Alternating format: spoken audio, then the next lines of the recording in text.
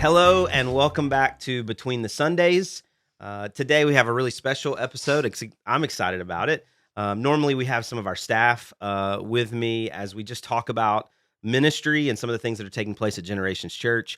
But today I have some of my family with me. So this is my dad. This is Bill Isaacs. This is my brother, Jason Isaacs, and then my three sons, Cooper, Branson, and Tucker. And so today we want to talk a little bit just about generations. We're Generations Church, and so this is an important part of our story as a church, but not just as a church. It comes out of kind of my personal life and experience. And what we talk about as a church is that some people are second, third, fourth, fifth generations of faith kind of people. Like their parents and grandparents and great grandparents, like they were faith-filled people and they've passed on their legacy of faith. But then there are people that are deciding to kind of put a stake in the ground and say, hey, as for me and my house, and they're first generations of faith. So I want to talk a little bit about this because, again, it comes out of my personal story, but it's also really the story of our church, which we draw from Deuteronomy chapter 6.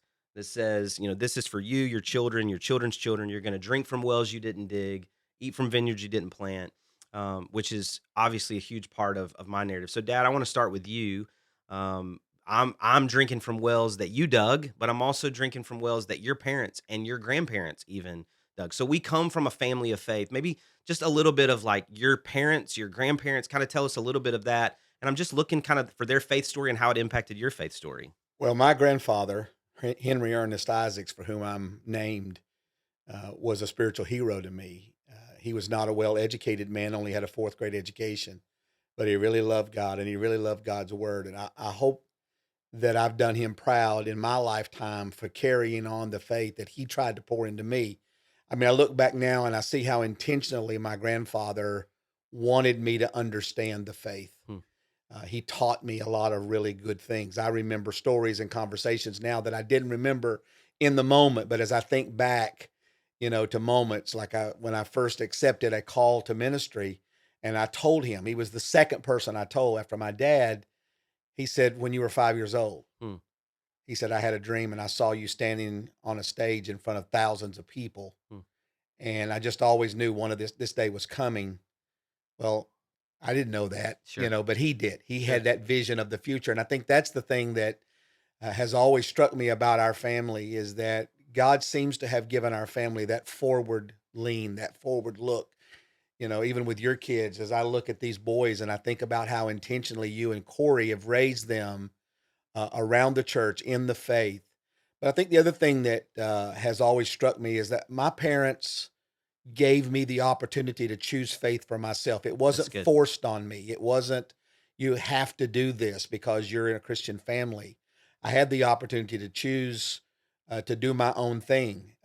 And at the same time, there was enough room there for me to know that if I got in trouble, Yeah. the light was on. That's I right. could come back to that faith heritage. And so, I think the phrase that I use a lot in my writings and other things is that I'm standing on the shoulders Yeah.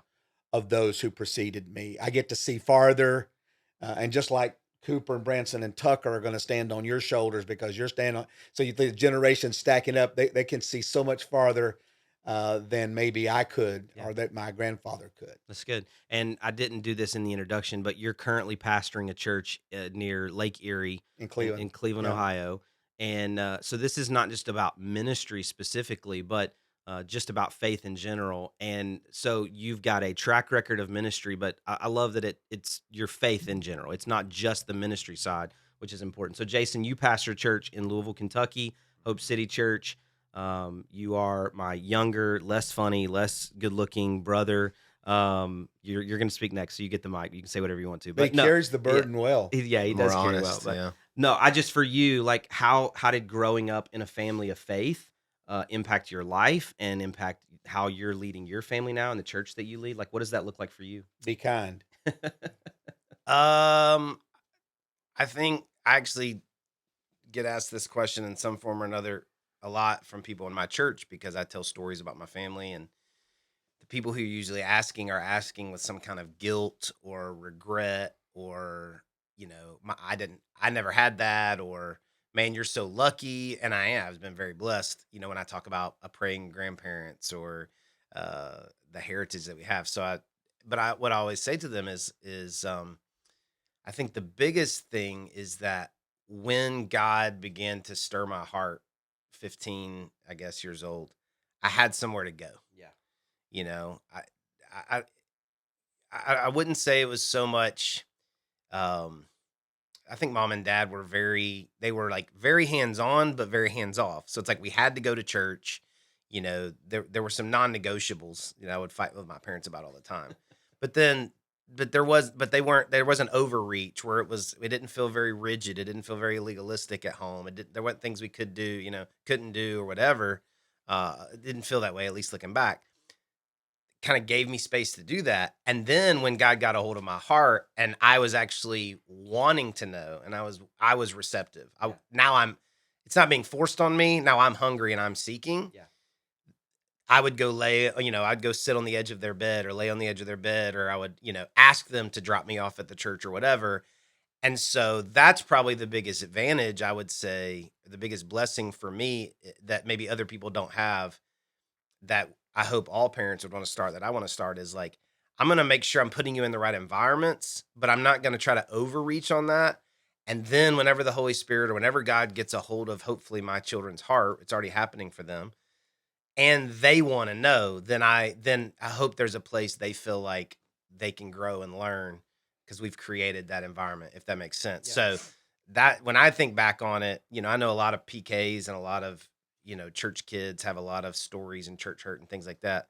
And every church we went to wasn't perfect, but I felt like my home life, mom and dad's personal relationship with God, was more impactful than the churches I attended, because what the old saying of like, when the student's ready, the teacher appears. Yeah. It was like they really kind of left me alone.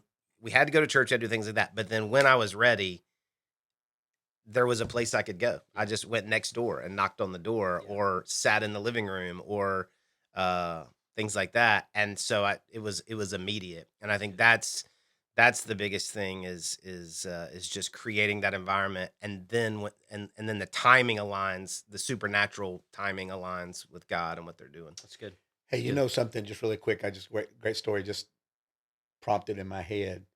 One of the most favorable memories that I have of Jason and this journey around 14 or 15 or wherever it was, is how much struggle we thought we were having with Jason about faith, and then having him push the door open to the bedroom and come in with his Bible and sit down and say, Dad, can you tell me about this passage of scripture? Or Mom, can you explain what this means right there? And when he would walk out, we would go, we're going to be okay. Mm-hmm. Yeah. We're going to be okay, because we felt that tension of making sure that he had a Christian environment, but we weren't sure, because he was a very contrarian. Right. That's the word we use about him. But he did have that pushback. Yeah. Right. I remember the screaming days, like, I will not wear a suit to church. God doesn't care if I wear a suit to I church. think I was ahead of the times on that one. Yes, you were. Nobody does that. But I'll say this too. As amazing as the home life was, there was also a very, very influential youth pastor. Yeah. And I remember, Mom especially would get frustrated sometimes because I would come home and I would say, "You'll never believe what Josh said." And she's like, "I've been saying that for years." So it's like the environment that's created at home is crucial.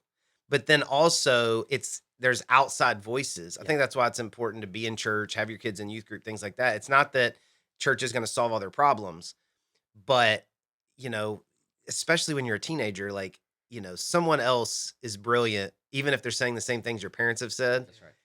And then I was able to take those things I was learning and hearing and the way that my youth pastor was impacting my life, and I was to take them home to an environment where that could flourish and grow. My parents weren't making fun of me for being a Christian. They weren't telling me to miss church because we need to go do this. It was like I was hungry, so they were fanning that flame.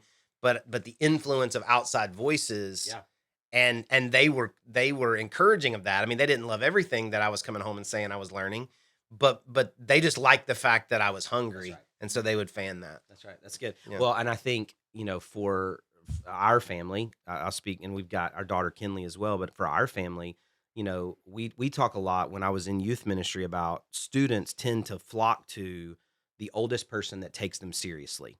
And so inside your home, sometimes those roles get, overlapped because I'm the disciplinarian and the dad But it's like when you have an outside voice or two, a youth leader, a kids pastor, a youth pastor, another mentor type person within the church environment, like that really allows them to have somebody that like speaks into their life and just encourages them and calls out the God potential on the inside of them. And I do think that that kind of community of faith piece within the church is why that's so important. It's the idea of like encouraging one another and spurring one another on towards good deeds. Like I think that has so much generational impact because it's Titus chapter 2. It's the old men teaching the younger men. It's the old women Mhm. teaching the younger women.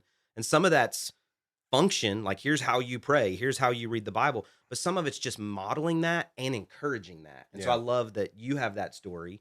And I love that at least for our kids, when I watch, we've got those people within our church that come and sit at their ball games. You guys live out of town, so you're not able to always come and support their endeavors. We got people within our church. They're not family. They're like Yeah. just out of relationship. They come and support them and encourage them. And then they see them on Sunday and hand them gas money or, just encourage the things that they're doing, the gifts that they have and the things they see that are evident. So Cooper, I'll ask you, you're the oldest of our three sitting on the couch. You got to go first. Like, what has it meant to you? You're 18. Yeah. You move away to college in just a few months. Like, what does it mean to you to have grown up in a household of faith, not just in a preacher's home, pastor's home, but like, what does that look like for you and your personal faith journey? I think in like a weird way early on, you get exposed to being a pastor's kid. Like before you go to school, like you just think it's normal. But like go to elementary school and you do like what about you? And you're like, oh, my dad's a lawyer, my dad's a doctor. Well, my dad's a pastor. Like you get exposed to like what your family does pretty early on. And I think from a young age, I had to mature up real fast because I was a part of these events and these things, and I wanted to fit in with the older person. But I think I've always had people in my corner who have showed me what to be a leader and how to lead people, but how to lead people with faith and how to like truly be a Christian in every situation. And even if you're not necessarily speaking about faith, how to like lead people and how to like truly live out your faith without having to say something about your faith. good. And I think from a young age, I was shown from Papa and from Uncle Jason, like in situations, whether it's at youth camp or if it's at Winterfest or whatever it is, like you're shown how to lead, you're shown the connections you make with people. And I think for me, like even growing up and playing baseball and other things outside of church, I was like, I truly felt like that I can live with faith because of the people around me and what my family does, but I can still fit in, but I have to be set apart because of who my family That's is. good. And so like I think in a weird way, like I'm not a doctor, like kid or like a lawyer's kid. Like I'm truly a pastor's kid, and I think that's helped me be more of a mature person and a leader That's pretty good. early on in my life. That's I'm good. curious, Jeremy. Like Cooper had his baseball scholarship signing today. Shout out. That's why we're all down here. But I'm curious, you and Corey's approach, because you guys are a little bit ahead of us. Andrew and I's kids are a little bit younger than y'all's. But you guys, faith was so central. Yeah. Is so central in your family, but also extracurricular activities. Yeah. Like I don't feel like any of your kids, and correct me if I'm wrong here, fellas, but I don't feel like any of your kids would say, my dad being a pastor or my family, let's take pastor out of it. My family being committed to church cost me Yeah. opportunities. Right. And I feel like a lot of times people talk about this dichotomy of it's either heavily committed to church or travel sports or drama or marching band or whatever. I don't feel like you ever made your kids choose, but that also doesn't mean that like they, miss church a bunch. Yeah. So how did you and Corey approach that as like we are a church family Right. and we're a sports family, so much so that your kids are playing sports in college? Well, that's a great question. I think there were like three specific conversations that I remember us having. One of them I heard from another pastor, and he made this statement. I will talk about the pastor side of it for a minute, and then I'll go just to general faith and kind of Christianity in our home. But he said, I never want my kids to feel like being a pastor's kid is a negative for them. Yeah. And he said, so what we want them to do is feel like, hey, this is a blessing to our life and a benefit for us, but it's never handcuffs that you have to wear. And so what we wanted to say is like, hey, church is not just something we do. Church is who we are. And so if we go to a travel game or we're on vacation, like the kids make fun of me. I'm usually looking for a church to attend on vacation. Yeah, not me. Yeah, If I'm out of town, I mean, I'm not saying we not go going to every church. time, but like if we're out of town and we're traveling, like we're looking for church. Corey took Branson to a lacrosse tournament a year ago, and they found out the game didn't start till like 11:30. They were in another state. They That's found a fun. church to go to That's the 9 great. o'clock service. So for us, church is not an add-on to our schedule. It's just kind of central to who we are, and Yeah. we prioritize faith. And there's been a ton of times we've been sitting at ball games on the weekend listening to the podcast of the service they missed, or Yeah. watching the service. So there's a huge part of that from a pastor standpoint. But I think for us, the other part about it is, again, kind of what you described and what you modeled for us, and what we've seen on Corey's side with Cindy and with the rest of our extended family, is the idea that like we do what Deuteronomy 6 says. Like, we talk about faith in our home. Like, we sit around the dinner table. We talk about various. It's not all we talk about. We talk about all kinds of things. But we talk about those things. Cooper was on spring break. I'm going to embarrass him. Cooper was on spring break sitting on the beach last week and texted me. He's like, "Hey, I'm reading through my devotional, my Bible reading plan. Like, what does this mean?" He's 18-year-old kid sitting on the beach, but like that's just conversation that we try to work into every aspect of our lives. He also texted me a bunch of non-biblical things. I mean, it was just it was a combination. But I just think for us, we've tried to ingrain it into just the vocabulary of our life, and we've tried to incorporate it into everything that we do. Yeah. I think It's that's because of who you are. And I think the key to that is that's who you and Corey are, and that's why your kids are following in that pattern. I think that it's so important for parents to realize who they are is going to transition. Yeah. Kids are going to pick up on that, and because that's the kind of things that you do, your kids will do that. Yeah. I see so many things that my parents did. You were talking a moment ago about the balance with sports and church. Mhm. Well, this was a huge issue in my growing up days, because in my day, there were no practices or things on Wednesday nights, and there was nothing on Sunday because it was a more Christian society. Yeah. We just didn't do that. But when Wednesday night basketball practice was a deal, it was a big deal. You would pick me up. I played in high school, and Yeah. like you would not. I mean, not all the time, but there would be times where, I was able to miss church every now and then. But then there were other times where I would say, "Dad, I want to," and you'd say, "No, we're going to church." That's right. It wasn't heavy-handed. It was just sometimes we did, sometimes we didn't, and there was a balance there. Yeah, and I think the other thing I tried to fight for, is that balance, because I would say to my bosses in the church world that I was working for, now look, there are going to be some days I may not be available because my son plays baseball or whatever. I'm going to work hard for you. You're never going to have to chase me for product and content, but I will be, because before I am this, I am a father. Yeah. And so I fought for that, and I was glad to be able to do that. And I think I see you guys doing the same thing. Yeah. And Well, I mean, especially like with all three of them. I was about to say Branson and Cooper, but Tucker's singing too. But your kids are very involved in church. Yeah. Like the lead drummer, I don't know if you're the lead bass player, but the bass player, praise team singer, you're all in the youth group, and they're also like the best players on their team. And again, just going back to that dichotomy, I think it's important. I mean, I'm high on you guys. High on you guys. Appreciate it. But there's just this false dichotomy we have of like, okay, my kids I gotta choose. Yeah. They've either got to be the best at this or the best at this. They've either got to be really committed to this or really committed to this. Yeah.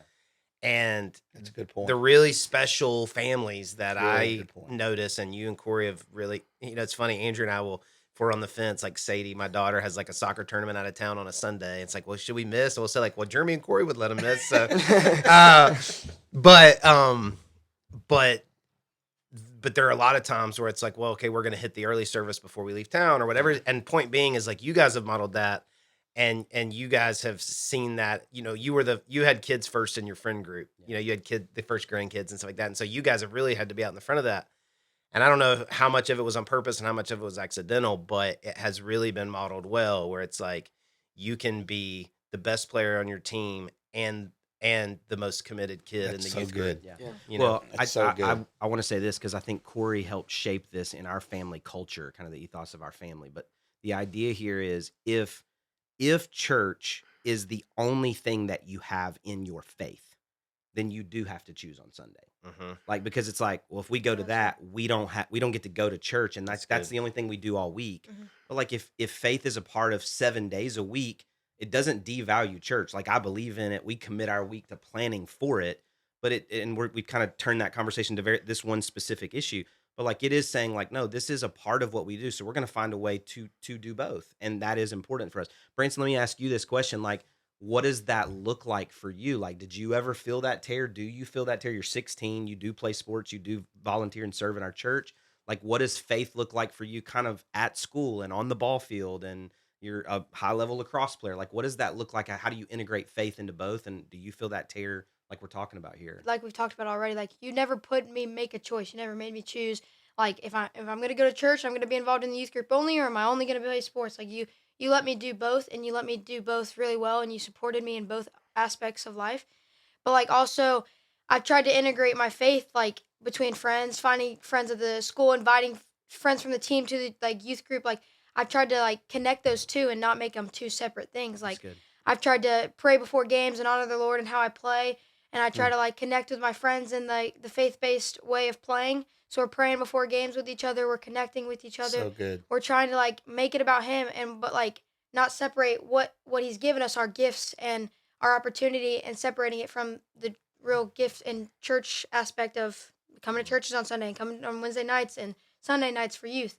Like we try to put them together, and I feel like that's helped me grow in my faith and also helped me grow in relationships with teammates and with other people like alongside with me of Christian athletes. And That's good. That's awesome. Yeah. And I do That's think it. like the cool thing is over the years we've seen more and more like lacrosse players from the junior program to the high school that started coming. That's to another youth piece and- of it too. Their coaches are coming Yeah. to church here, Yeah. and I don't feel like you guys sit down and are like missional about it. Like, Yeah. but you are intentional, Yeah. and it works. It That's pays good. off. Tucker, for you, like you're the youngest boy on the couch, but you're kind of the third of our four. Most And so- talented. Yeah. Best Oh, athlete. Most okay, athlete. I mean, if let's slow anybody's down. going to achieve Let's high on the slow ball down. field, it's Yeah. this kid. So you've not just had like Papa and Grandma and Nina and Dad and Jason and Mom and all these. You haven't just had that. You've also had two older brothers Mhm. that have kind of been a little bit ahead of you in sports and in faith and in church and in serving and in life. Like, how has that impacted your relationship with God, your relationship with the church? Like, what does that look like for you in living out your faith at school and on the ball field and at church? What does that look like for you? Well, I mean, they've gone through the same experiences, but like if I'm going through anything, like through school, and I can't find anybody, like I can ask them It's good. because they've gone through the same thing. Yeah. But even if I'm going through something that like I'm scared about or Yeah. I'm nervous about, I can just ask them because Yeah. I know they'll help me. That's good. That's good. So, I mean, they've modeled that for you, but they've also made themselves available to you. So I love that. I think for me, you know, and you use the phrase like standing on the shoulders. You know, I preached Sunday with Mom's Bible. My mom passed away 12 years ago in March, and so we talk about that. But I've got my grandmother, your mom's Bible. I have my mom's dad's Bible, and I take those to the pulpit when I preach a number of Sundays. Most Sundays, I take one of those Bibles with me to the pulpit because I am preaching a message that maybe I wrote this week, but I'm preaching it based on the faith that was developed in my whole life of these last 41 years and beyond. Because your faith stories and my grandparents' faith stories and the stories of Corey's family and her grandparents, all that kind of like, it's the idea that that faith has been forged in me. And so I'm not bringing like brand new content. I'm bringing a new expression of timeless content. Yeah, don't you think that's exactly what Paul's trying to tell Timothy when he said, I know about the faith of your grandmother. Yeah. Don't let anybody put you down because you're a young person, but you came out of a heritage that has prepared you for the moment. And I Yeah. think when I hear these kids, I mean, I get real misty-eyed listening to them because I think that all of our lives we've been trying to do this. Yeah. To make sure, because I've always said that the saddest verse in the Bible is Judges 2:10, where the writer said that the children did not even know the God of their fathers. Yeah. We didn't want that to happen. We've all done that. Jason has done that with Andrea. You guys have done it. We tried to do it. My parents tried to do it, is to make sure that when it's all said and done, there's no way that we would not know the God of our fathers. We would not know what they have meant. I know we all treasure the book that my mom created a few years ago, just all the miracles that she had seen in her lifetime, because she didn't want Tucker to grow up and not know what God had meant to her in her life. So I think that that's the drive here, is to make sure that Cooper makes his own choice. Yeah. And we're not forcing him to the altar, but we want to create an environment where he can make the choice he wants to He knows how make to get there. and have that. I would say too that, for every person who's watching this or listening who doesn't have Christian parents That's or right. Christian grandparents, you're going to think I'm crazy, but I'm a little bit jealous because you can be the patriarch of your family. That's right. That's right. That's And, good. of course, there are better upbringings than others. I'm not saying there's not, but there's no such thing as a perfect childhood. That's right. If we wanted to make this a podcast about how being a preacher's kid, had negative impact on you, we could do that. Yeah. I would rather my dad be a preacher than a drug addict. Yeah. So like there are worse upbringings than others. However, there's no perfect childhood. That's right. And so if you're watching this and you would say like, man, I wish I had a dad like that. I wish I had a grandfather like that. You can be that dad. That's right. You can be that grandfather. And I tell a lot of people in our church, like, they're first generation Christians. And I'm like, your grandkids They're going to tell your story. are going to, you say, man, I wish I had grandparents like you, talking about me. And I'll say, that's what your grandkids are going to say about you. That's right. That's right. And Yeah. man, that's kind of cool. That is cool. That is cool to think about that. Like, if there's dysfunction in the family tree, it stops with me. That's right. If there's no model of godly, behavior, it starts with me. And I'll get to be the Father Abraham, so to speak, of our family, which is so cool. So when you say that your generation's church is built on that model that you drink from wells you did not dig. Yeah. You realize that some of the things you do now, you may not in your lifetime see the reality of it. Yeah, that's right. So when I went to Africa in 2006 and in the town of Mutimbo, preached in a soccer stadium with 3,000 people sitting there, and I walked out on that stage and I'm hearing this person introducing me, the translator beside me, he's introducing me. I heard my grandfather. Yeah.